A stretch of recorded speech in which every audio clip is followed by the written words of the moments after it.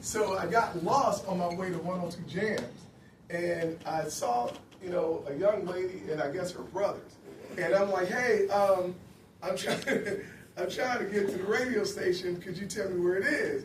And she was like, this is all happening one day.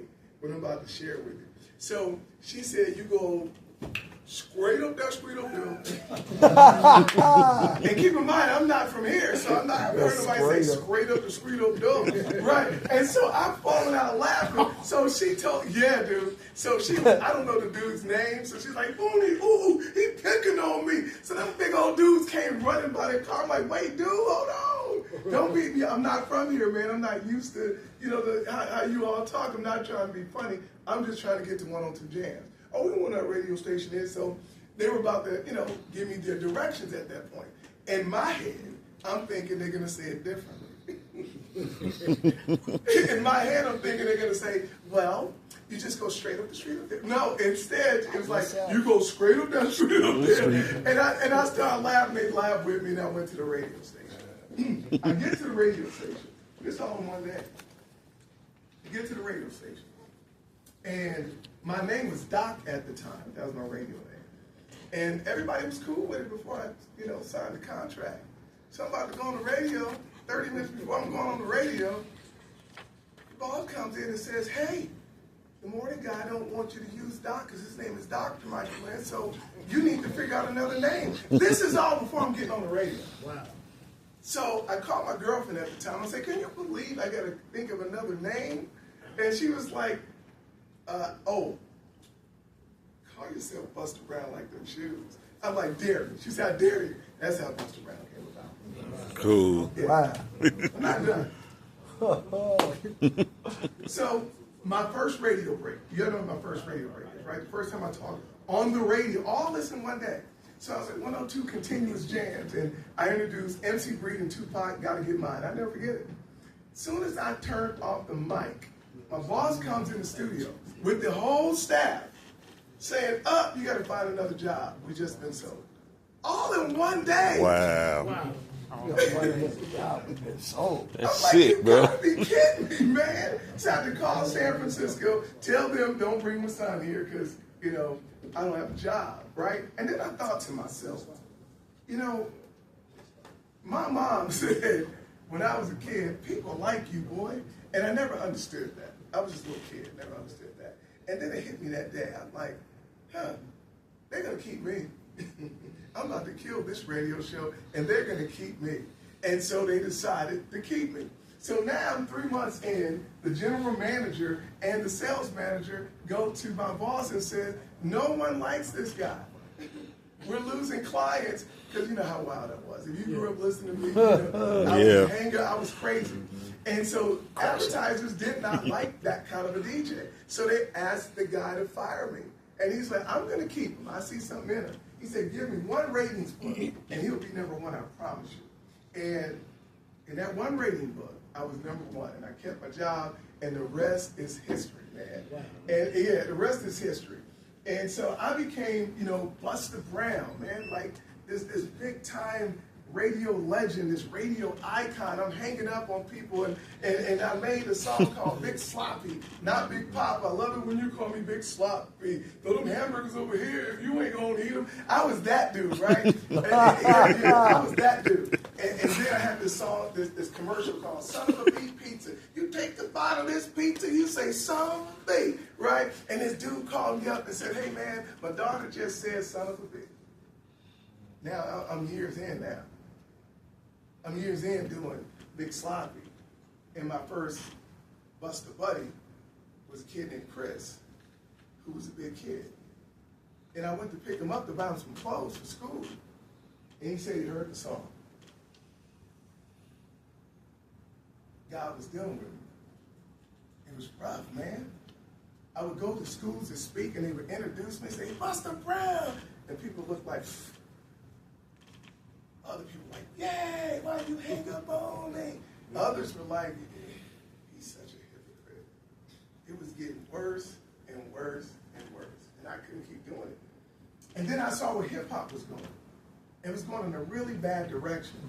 And so I decided, I'll never forget Skip Austin. And there was a couple other city officials asked me to run for city council. And I'm like, dude, I have 2 sons the same age. I was, wow, now, bruh. I'm on it, you know me. They was like, dude, people respect you. You have a powerful voice. People listen to you. And I'm like, really? So I went home, and God was like, yeah, really. Yeah, people listen to you. So I had to change. I said, I can't do what I was doing no more. If people listen, I have to build and not tear down. So my whole radio show changed. I went from hanging up. I went from my boss getting my back. He loved me. He said, there's nothing you can do to lose your job. Nothing. They tried to fire, everybody tried to fire me, but he could not. You cannot fire Busta Brown. That was my dude, my cheerleader. God, Busta Brown, okay? Right? And then I changed. I became a God dude. And guess who wanted me fired now? Your boss. The one dude that fought for me. We arguing every day. Every day. If I mention God, it's a 2-hour meeting. But I didn't stop. Ratings went up. But the faith in me and him went down. My faith went up, but the faith in him and me went down. Mm-hmm. My relationship with God went up, but the faith with me and him went down. The guy that gave me the shot, that gave me the chance to just be Busta, became my nemesis. Mm-mm. It was tested.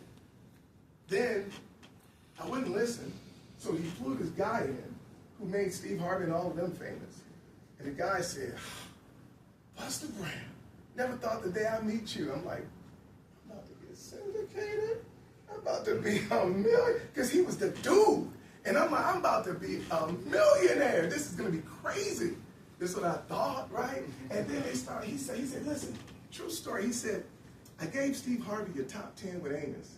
You remember the top 10 Amos and I used to do? He said he ruined it, so I took it off the air. Then I gave Ed Lover and Dre your Hooked on Ebonics. They ruined it, I took it off the air. Nobody can be Busta but Busta. And I asked all the program directors, tell me what you think about Busta Brown. They said, oh, he's going to be one of the biggest ever, if not the biggest. He's going to be as big as Stern. He's not, that's not what I'm looking for. Tell me something else. He said, I got it. You ready for this? My downfall? He cares too much. I'm in a meeting with the dude that can make or break my career, and he told me the reason I can't go to the next level is because I care too much. So I didn't want to ruin my career. I just walked out the room. Because I asked, so you're telling me if I stop caring for my people in the community, I could go to the next level. Stop trying to save the world, Busta. What was told to me verbatim was, your people don't want to be informed, they just want to be entertained. I had to walk out of the room, man. That was my shot at being the dude. Yeah. Isn't that something? Mm-hmm. So we're going back and forth. We're arguing. I'm not giving up because God on my side. I had to help. So I started midnight basketball. I'm sure Greg knew about that. And I got 2,000 kids off the streets every summer, every Friday. Right? I mean, we were killing it. I started my little new cool move. We were just killing it. We hadn't started this back then. We were killing it. Kids off the streets. It was wonderful. And we're still arguing. They wouldn't show up to one event I did in the community. The station wouldn't support it at all. They supported my mess, but wouldn't support them. It was crazy. So God was like, you gotta leave. I'm like, I ain't even know to. I'm supposed to please everybody. Dude, at 11, I wanted to be that. At 11, I wanted to be that. So I'm like, I'm not about to give up my dude. I'm finally famous. I grew up on syrup sandwiches and ketchup sandwiches and powdered milk and powdered. I grew up roaches. I grew up poor, man. I grew up watching people get murdered. And now I'm something. Girls didn't like me. Now women all after me, right? I had 2 kids, same age. Let it go. I was getting. So I don't want to give all that up. I was never a hot dude. Now I'm a hot dude. Everywhere I go, I'm on BET now too, right? If I was on Black Cop, I'm killing. I couldn't give up Busta Brown, man. So what did God do? Took my voice. I had no voice. Talk like this. None. Took my voice. I'm like, wow, is this what you're doing, God? Is this what we're going to roll? Took my voice. So now I have no voice. So a month later, they released me to speak again. But God was like, can't go back to jams, bro. And I'm like, come on, man. I worked too hard for this. It can't go back. So I called my boss. And I said, I can't come back to jams. He asked, I'm dealing with God. True story. And he said, you don't show up Monday. Don't worry about coming in at all. I hung up in his face. That was my history with jams. Came back, he hit me up, same dude. He brought me to 97. That's how I was going to 97. That relationship was good until God came back in. I never forget this one cat that worked in management. He came in the studio when I was at QMG. He said, I want you to read that. I said, read what? He said, read the call letters. I said, 97.1 QMG, what's the big deal? It doesn't say gospel. I'm a pastor and I don't talk about God on the radio. I'm like, whoa, bro. It was bananas what I went through. You know they say you're going to suffer? I suffered, man. Now, I work at a radio station that just let me do my thing. Now, I do what I choose to do for God. Now, I make the sacrifices to make sure that our young people, are in the forefront, leading their peers. And that's what I want to talk about today. Because I've been Busta Brown. I've been on stages and I've been in front of thousands and thousands of people. I've done all that. Now it's my job and it's our job, and that's my call for action today, is to go behind the scenes and put the Jeremiah Jets and the other kids in the forefront. Not my face behind the cool, put the kids. So that's what my call to action is today. Don't stop believing God hears our prayers for our youth. Because every day we turn on the TV, we hear all these negative things about our kids, the horrible things that they're doing.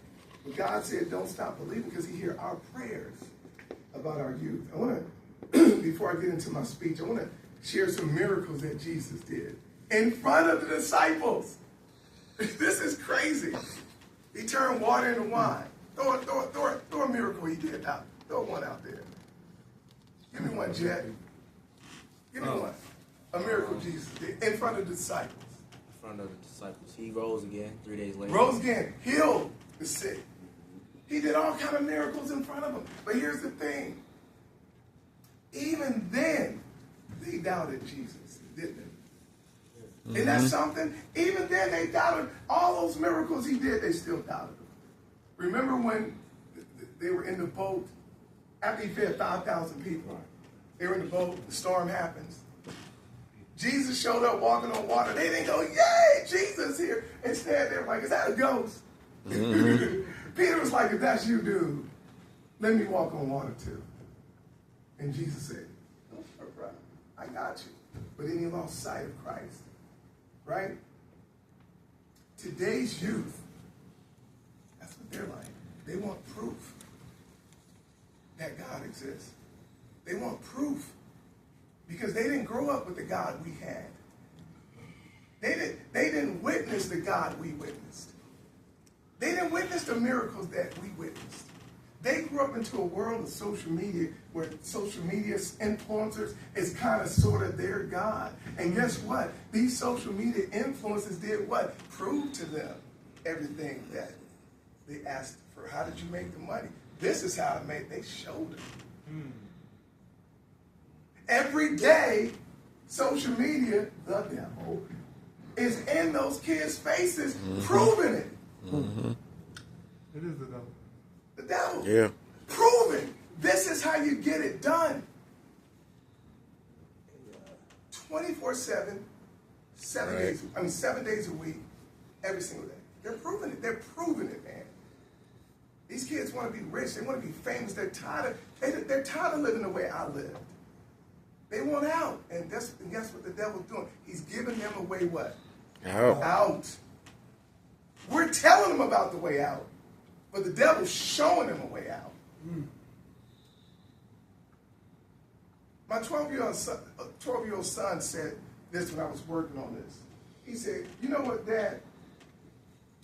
There's so many different organizations and churches separately doing things differently, but it's one devil.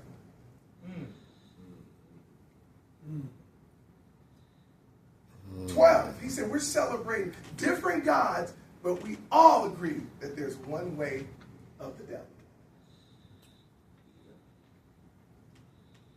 So my call is, don't stop believing in these kids. God hears our prayers. But we must come together, man. It's time for us to come together.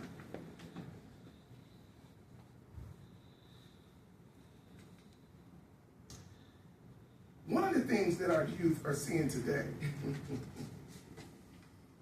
is when they see our spiritual leaders, they see people that look just like the drug dealers and rappers, don't they? Rich, famous, balling out, bruh. So like, what is Commander's talking about? When Greg go talk to the kids at Peace Academy, and he's like, man, listen, you need, if you follow God, they look at Greg's van, they look at my truck, they look at my house, and they're like, you want me to be that Busta? LeBron driving a way better truck than yours, B. Here's what's happening. If we don't come together, Greg, and other adults in this room, and build these kids up, and put them in the forefront, and we sit in the back, planning it, putting our money and resources behind them and putting them out in front, those kids never going to hear us. They're never going to receive a 62-year-old man, no matter how beautiful my spirit is, no matter how great my intentions are. They're not going to receive us, but they're going to receive that handsome young man. They're going to receive that handsome young man.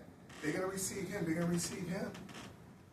They're not going to receive us. So let's put our resources together. So, Huddle, I came to say to you that I stand with you, putting our boots on the ground, because the boots of the churches are not on the ground in our communities.